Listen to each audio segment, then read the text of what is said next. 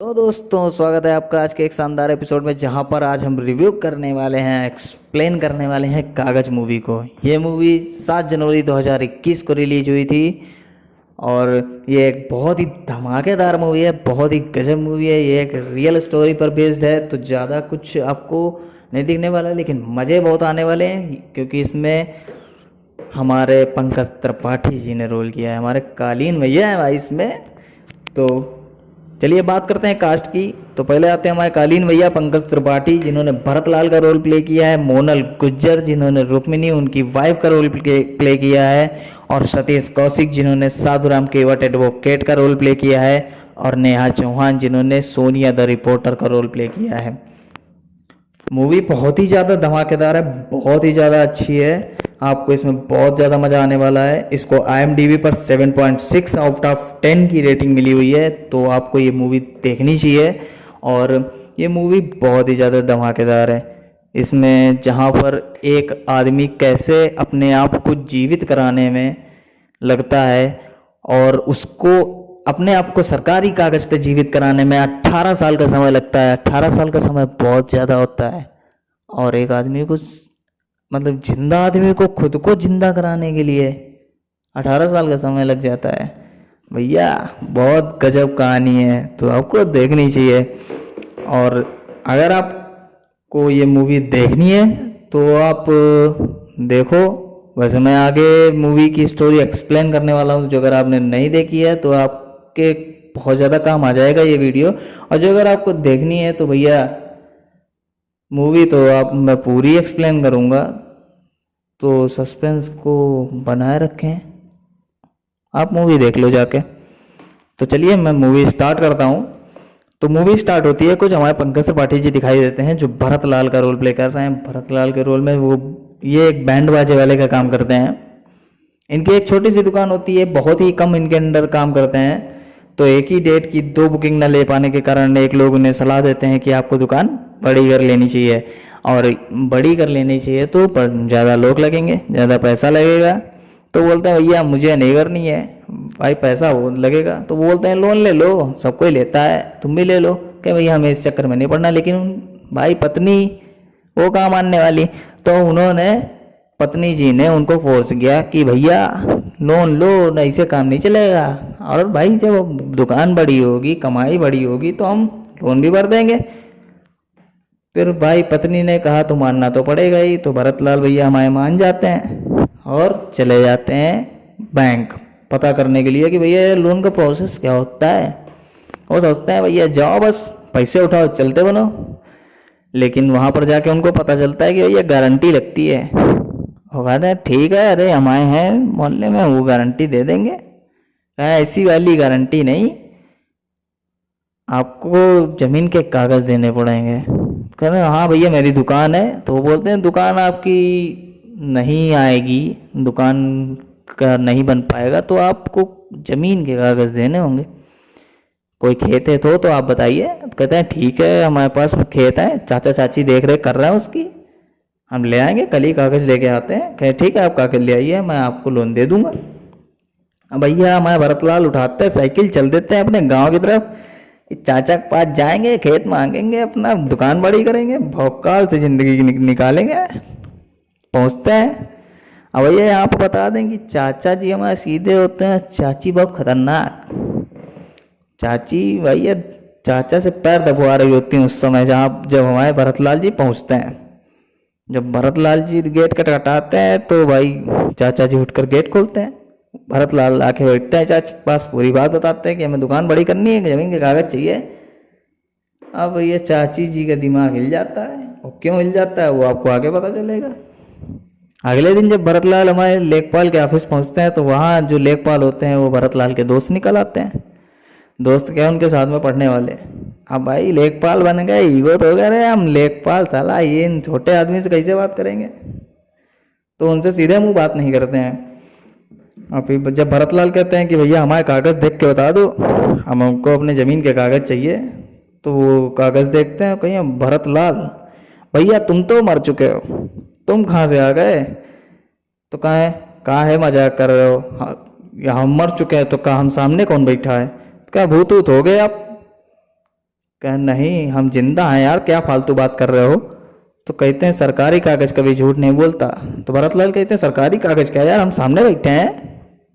इसी में बहस हो जाती है और लेखपाल उनको दिखाते हैं कि ये देखो तुम मृत हो, कागज में तुम्हारी जमीन तुम्हारे भैया के नाम कर दी गई है। वो कहते हैं ये भैया।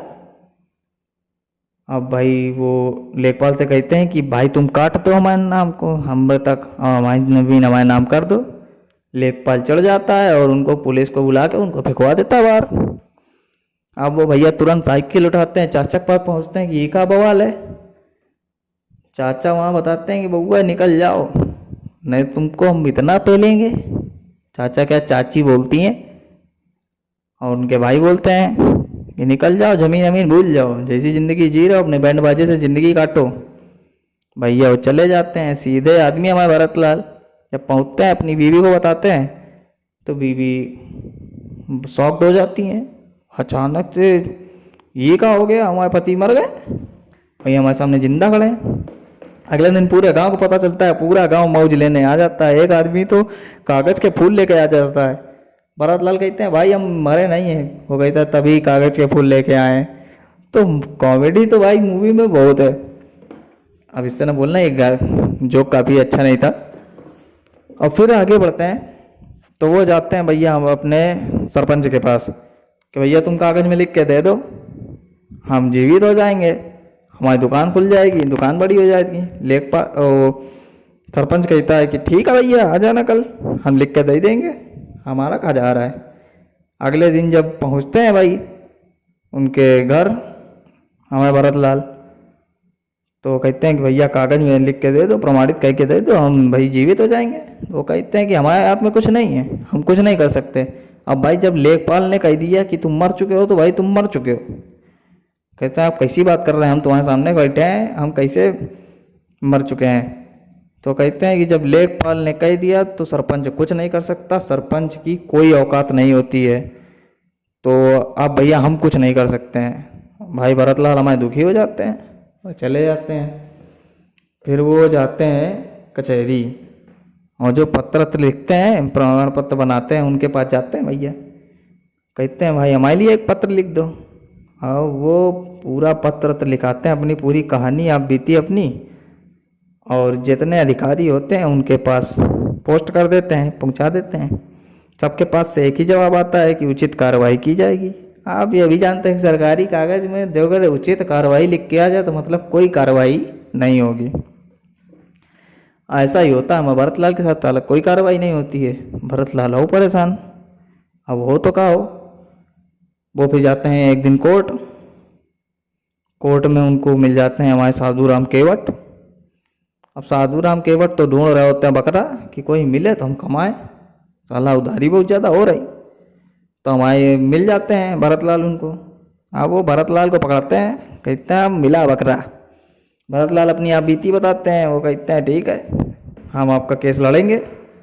और वो उनको एक लोगों से वो मिलाते हैं, पितामह से, जो पहले डॉन रहे होते हैं अपने ज़माने के, मतलब गुंडे बदमाश, और अब वो मृतक हो चुके होते हैं। जब उन्होंने आत्मसमर्पण किया था, वो जेल से छूट के जब आए तो उनको पता चला कि उनके भाई लोगों ने उनको मृतक घोषित करके उनकी ज़मीन पूरी हड़प ले। यही कहते हैं कि जब टेढ़ा आदमी सीधा होता है तो सब कोई उनकी मारने के लिए तैयार होता है। ऐसा ही कुछ होता है उनके साथ में। भाई उनको 22 साल से लड़ रहे होते हैं केस, लेकिन जिंदा नहीं करा पाते अपने आप को। अब भाई वो परेशान हो जाते हैं कि 22 साल। तो साधु राम केवट कहते हैं ठीक है हाँ मैं, तुम चिंता ना करो, तुम बस फीस भरो। अब भाई फीस भरे हमारे भरतलाल परेशान हो जाते हैं। फिर एक दिन साधु राम केवट बताते हैं कि भैया तुम ऐसा करो, किसी सरकारी कागज में अपने आप को जीवित करा लो। कहते हैं वही तो कराने के लिए परेशान है। तो कहते हैं तुम ऐसा करो, अपने आप एक रिपोर्ट करा लो, पुलिस रिपोर्ट, सरकारी कागज में आ जाएगा नाम, अब तुम हो जाओगे जीवित। तो वो सोचते हैं, तो वो अपने भतीजे को कर लेते हैं किडनैप। और उनके भैया फ़ोन करके बोलते हैं कि तुम हमारे नाम करो रिपोर्ट, हम तुम्हारे लौंडे को छोड़ देंगे नहीं मार देंगे। अब चाची समझ जाती हैं, चाची टेढ़ी खीर, वो समझ जाती हैं, वो रिपोर्ट नहीं करने देती हैं। फिर भाई ये ऐसा ही चलता रहता है, बहुत दिन हो जाते हैं, रिपोर्ट नहीं होती है तो वो छोड़ आते हैं। जब छोड़ने जाते हैं तो उनके भाई उनको मारते हैं। जब वो मारते हैं तो वो ईंट ईंट उठा के अपने खुद के मार लेते हैं और पहुंच जाते हैं पुलिस स्टेशन। वहाँ पूरी बात बताते हैं तो पुलिस वाला कहता है ठीक है कल आओ तुम्हारी रिपोर्ट लिख जाएगी। जब दूसरे दिन भरत लाल पहुँचते हैं तो पुलिस वाला भी मना कर देता है। अब मना काहे ना करे, उनके भैया तो उनको खिला चुके थे पैसा। अब भाई भरत लाल हो परेशान कि अब का हो, अब ये भी दांव चला गया। तो उनके पास अब भैया कोई चारा नहीं बचता है तो वो बैठ जाते हैं धरने में, एक कोटेशन लिख के कि भाई मैं जिंदा हूँ और मैं भ्रष्टाचारियों की कलम का मार रहा हूँ। अब बैठ जाते हैं। वहाँ से निकल रही होती है एमएलए की रैली। एमएलए की रैली निकल रही होती है भाई, कुछ लोग तो उनको उठा के बीच रोड से साइड में बैठा देते हैं, लेकिन हमारे जो रिपोर्टर हैं सोनिया जी वो उनको देख लेती हैं, उनको अपने कैमरे में कैप्चर कर लेती हैं और दूसरे दिन एक स्लोगन बना के बढ़िया पेपर में लपेट देती हैं। अब भाई उनकी बात सब लोग पेपर में पढ़ते हैं और अगले दिन वो पहुंच जाती है इंटरव्यू करने के लिए उनके घर। अब भरत लाल भैया डर जाते हैं, अब वो भागने लगते हैं। अब भाई बहुत पीछा करते करते भागते भागते किसी तरीके से एक जगह रुकते हैं। और फिर जब उनको समझाती हैं तो भाई वो अपना दे देते हैं इंटरव्यू की ठीक है भाई बता देते हैं। फिर वो एमएलए के पास जाती हैं अपना ये सब लेके और एमएलए भाई मान जाती हैं कि ठीक है सपोर्ट करेंगे। साधुराम केवट कुछ और लोगों से मिलाते हैं जो उन्हीं के तरीके अमृत होते हैं सरकारी कागज में। एमएलए कहती है तुम पार्टी बना लो अपनी, है पार्टी ठीक है, और उनकी एक पार्टी बनवाती हैं अखिल भारतीय मृतक संघ, बहुत जबरदस्त पार्टी। अब जब वो पार्टी बनाते हैं भाषण देते हैं लोग उनके साथ जुड़ते हैं, वह एक एक आदमी आता है दूर दूर गांव से उनके साथ जुड़ता है। अब भाई ये भर देते हैं पर्चा, मतलब नॉमिनेशन कि भैया अब लड़ेंगे हम चुनाव।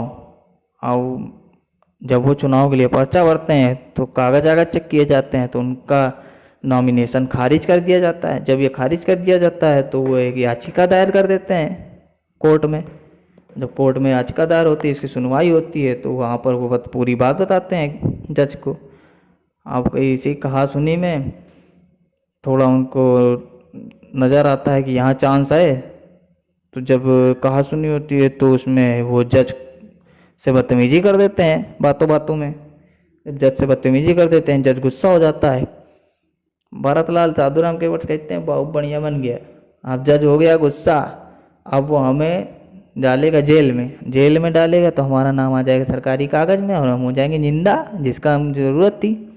लेकिन भाई जज ऐसा नहीं करता है, वो उनको छोड़ देता है। अब फिर अगला इनके पास आता है तो ये पार्लियामेंट में पर्चा वर्चा लेके जाते हैं। अब बात चलती पार्लियामेंट में, भाई पर्चा वर्चा फेंक देते हैं, सब एमएलए देखते हैं तो पुलिस को भेज के इनको खूब मरवाते हैं, लेकिन वहाँ भी कोई कंप्लेन नहीं होती है।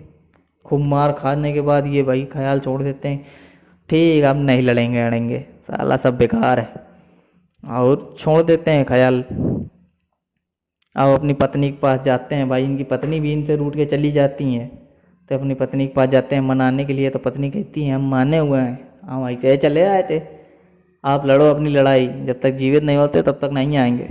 कहें ठीक है, जाते हैं।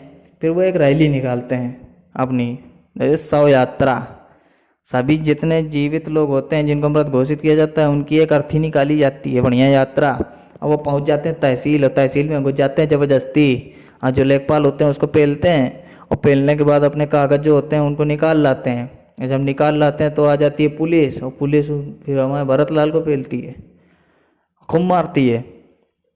अब भैया इधर हमारे केवट जो है साधुराम केवट जी और ये रिपोर्टर सोनिया ये पहुंच जाते हैं मुख्यमंत्री के पास, और वहाँ पूरी बात बताते हैं, उनको सब कुछ बताते हैं कि ऐसा ऐसा कांड हुआ है। तो भैया मुख्यमंत्री जी सोचते हैं और अध्यादेश जारी कर देते हैं कि हमारे भरत लाल को कागज पर भी जिंदा किया जाता है।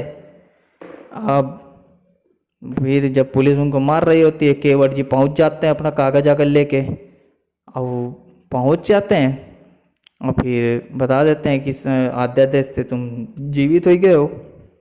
अब वो खुश हो जाते हैं और यहीं से हो जाती है कहानी ख़त्म।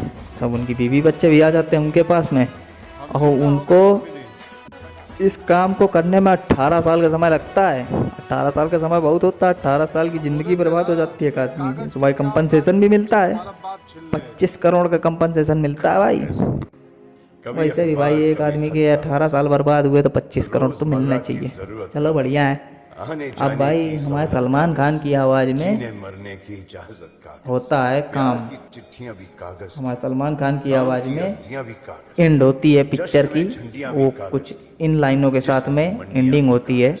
कभी अखबार कभी खत कागज, रोज़मर्रा की ज़रूरत कागज, आने जाने की सहूलत कागज, जीने मरने की इजाज़त कागज, प्यार की चिट्ठियाँ भी कागज़ की, काम की अर्जियाँ भी कागज़ की, जश्न की झंडियाँ भी कागज़ की, जिस्म की मंडियाँ भी कागज़ की, लाजमी कागज। बने नातों का भी गवाह कागज़, कहीं शादी कहीं निकाह कागज़, कहीं तलाक का गुनाह कागज़, बनाए और करे तबाह कागज़, छीन ले खेत घर जमी कागज़, पोंछे आंसू की भी नमी कागज़, हर जगह यो है लाजमी कागज़, जैसे घर का है आदमी कागज़, कुछ नहीं है मगर है सब कुछ भी, क्या जब चीज़ है ये कागज़ की। तो इन्हीं लाइनों के साथ भैया हो जाती है कहानी हमारी ख़त्म।